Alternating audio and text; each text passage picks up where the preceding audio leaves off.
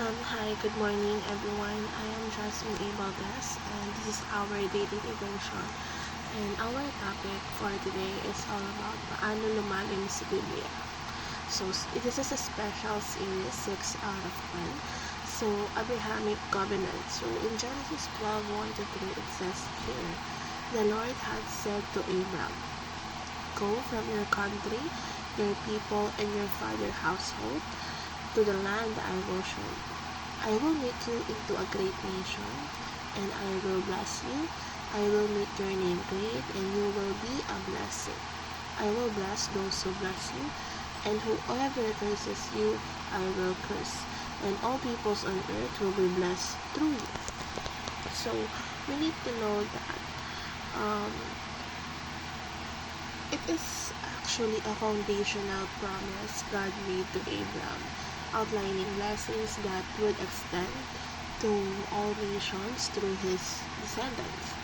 And one of the key elements of this covenant is the promise of blessing for those who bless Abraham and curse for those who curse him. And sinisignify nito that God's commitment to protecting and empowering Abraham and his lineage.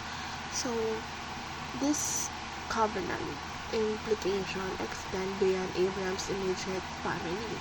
So, in-emphasize nun that through him, all people on earth would be blessed, and yung promise na yun is fulfilled through Jesus Christ, the Son of Abraham, who offers salvation and reconciliation with God to all who believe in him. And turning away from sin is significant blessing with Abrahamic covenant because it definitely signifies a turning towards God and a commitment to living in accordance with His will.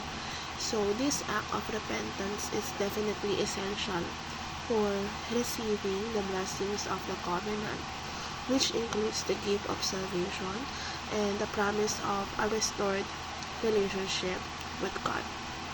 And the Abrahamic covenant emphasizes that God's blessings are not merely material or temporal, but it is also spiritual and eternal.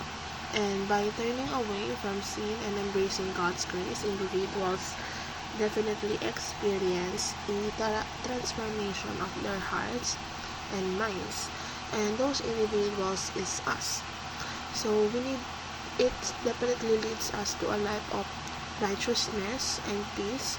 So yung transformation na yun is a fundamental blessing of the covenant, and it allows us individuals to experience the fullness of God's love and provision in our lives. And that is our topic, paano lumalim sa Biblia. I hope you learned something for today. Have a good day and happy Sunday. Bye for now.